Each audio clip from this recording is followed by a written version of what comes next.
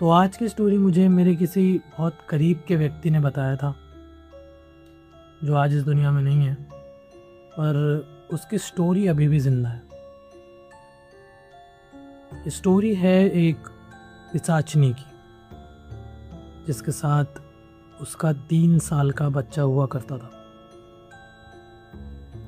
इस स्टोरी में जो मेन कैरेक्टर है वो उस गांव के डॉक्टर साहब हैं।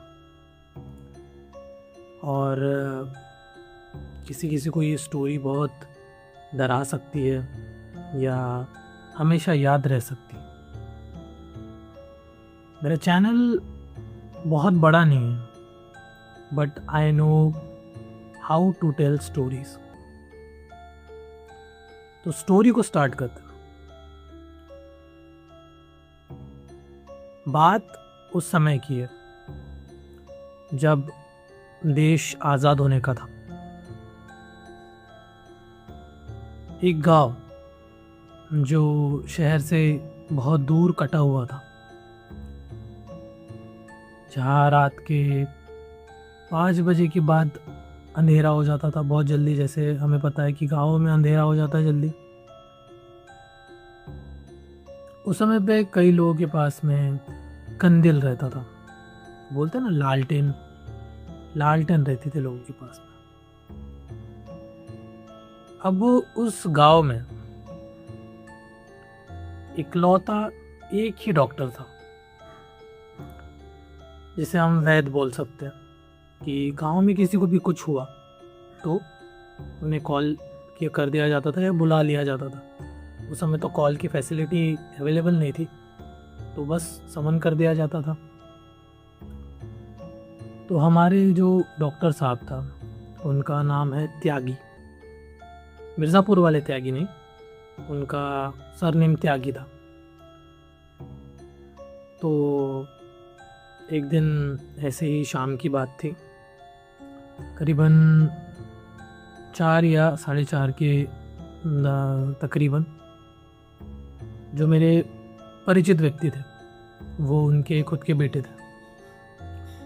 तो वो बताते हैं कि शाम के वक्त पिताजी को एक आदमी बुलाने आया कि पास के गांव में किसी की तबीयत बहुत ज़्यादा ख़राब हो गई।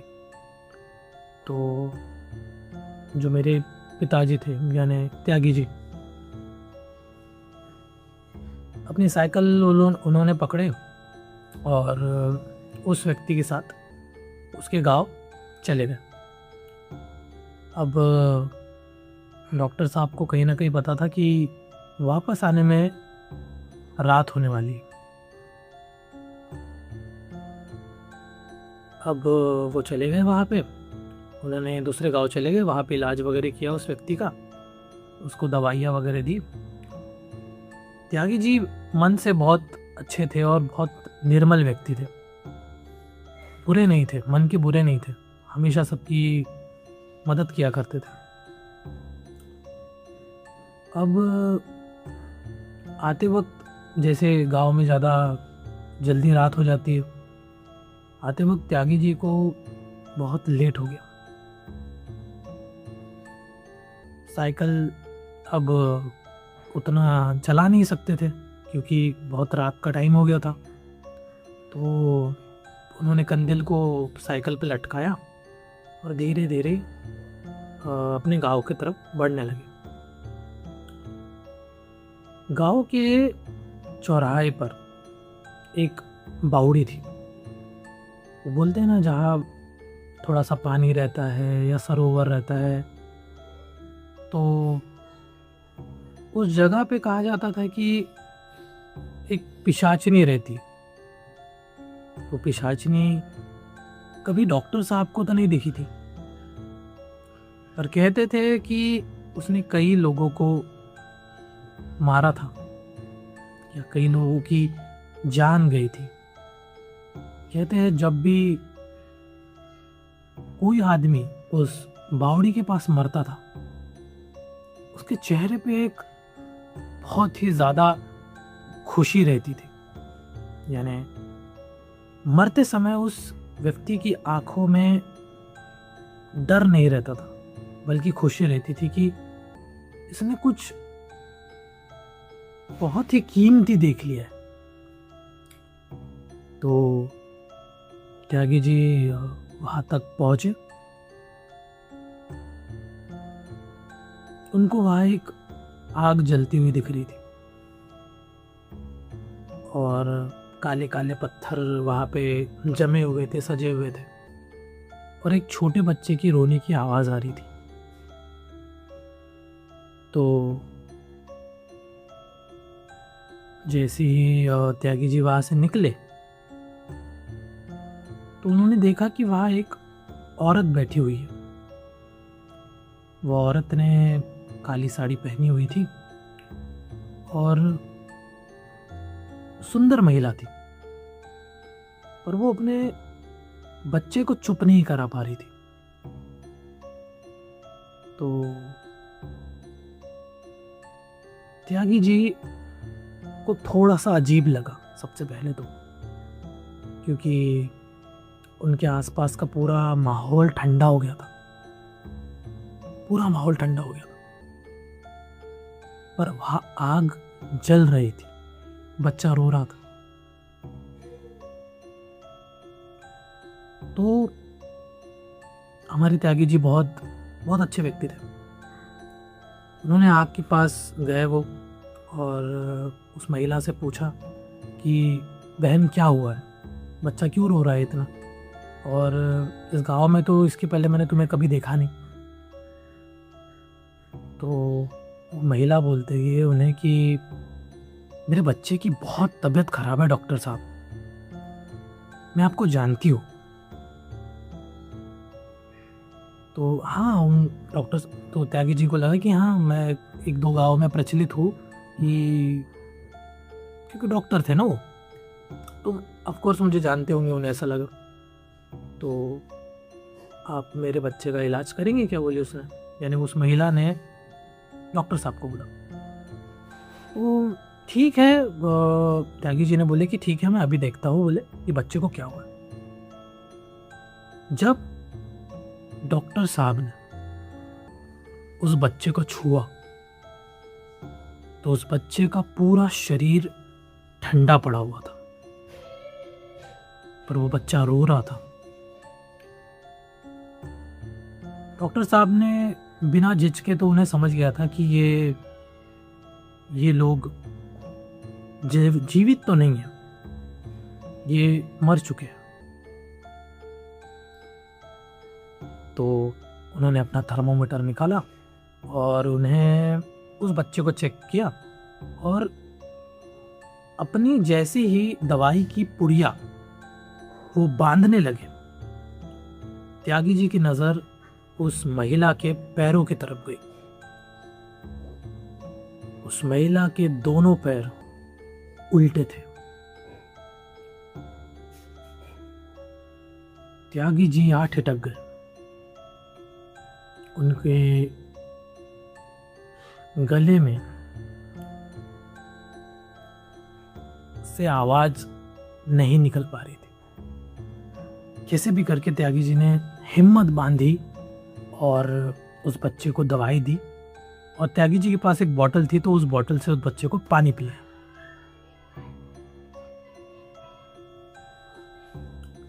अब त्यागी जी ने हिम्मत बांधी और उस महिला को कहा कि बहन, मैंने तुम्हारे बच्चे का इलाज कर दिया है, मैं अब चलता हूँ। तो वो महिला कहती है कि रुकिए डॉक्टर साहब, आप अपनी फीस या पैसे मुझसे मांगेंगे नहीं? तो त्यागी यानी डॉक्टर साहब ने बोले कि नहीं कोई बात नहीं, ये बहुत नॉर्मल सा था कि मैं किसी को भी ये दवाई दे देता हूँ और मुझे पैसों की ज़रूरत नहीं है, आप बच्चे का ध्यान रखिए। यहाँ मैं त्यागी जी की हिम्मत को मानूंगा कि इतना सब हो जाने के बाद में, उस सिचुएशन में फंस जाने के बाद में भी त्यागी जी ने अपनी हिम्मत बना कर तो नहीं बोले। उस स्त्री जो थी, जो पिशाचिनी थी, उसने कहा कि नहीं, मैं आपको ज़रूर कुछ दूंगी। तो उस पिशाचनी के पास एक चिमटा था जिसमें कुछ वो पीर फकीर जो रहते हैं, जो जिनके पास वो घुंघरू रहता है, ठीक है, तो उस तरह का उसके पास कुछ चिमटा था। उस पिशाचनी ने उस चिमटे को जमीन पर पटका और जमीन से सोना निकलने लगा, यानी बहुत कीमती सिक्के, हीरे जवाहरात एकदम निकलने लगे कि ऐसा रुपया, ऐसा पैसा, ऐसा सोना जिसे देख के किसी की भी नीयत डगमगा जाए। त्यागी जी ने के मन में एक समय पे तो लालच उठी, पर त्यागी जी ने भगवान का नाम लिया और उन्हें ऐसा लगा कि नहीं, कहीं ना कहीं भगवान मेरी परीक्षा ले रहा है। तो उन्होंने वो सोना लेने से साफ इनकार कर दिया। शायद मुझे ऐसा लगता है कि उस दिन उन्होंने वो सोना नहीं लेकर अपनी जान का सौदा किया। क्या पता अगर वो सोना ले लेते तो उनकी भी मौत उन्हीं लोगों की तरह हो जाती जो लोग उस सोना देखकर ही खुशी से मर गए थे, या सोने के बदले में उस पिशाचनी ने उनके अंदर से उनकी जान निकाल ली थी। कैसे भी करके साइकिल से गिरते पड़ते त्यागी जी डॉक्टर साहब अपने घर तक पहुंचे। घर पर पहुंचने के बाद वो पसीने से तरबतर हो गए थे और उसके बाद उन्होंने अपनी आप बीती पूरी अपनी पत्नी और जो मेरे प्रिय, जिन्होंने मुझे ये कहानी सुनाई थी, उनके बेटे, उनको कह सुनाई। और वही कहानी मैंने आपको आज सुनाई है। तो मुझे ऐसा लगता है कि आपको ये कहानी पसंद आई होगी। मेरी कहानियों को सिर्फ कहानियों की तरह मत सुनो। मेरी कहानियों में कहीं ना कहीं सच है। ये ChatGPT की स्टोरीज नहीं है। This is my time, guys. My name is Pranay Bhandarkar and you're watching Nocturnal Animal Stories.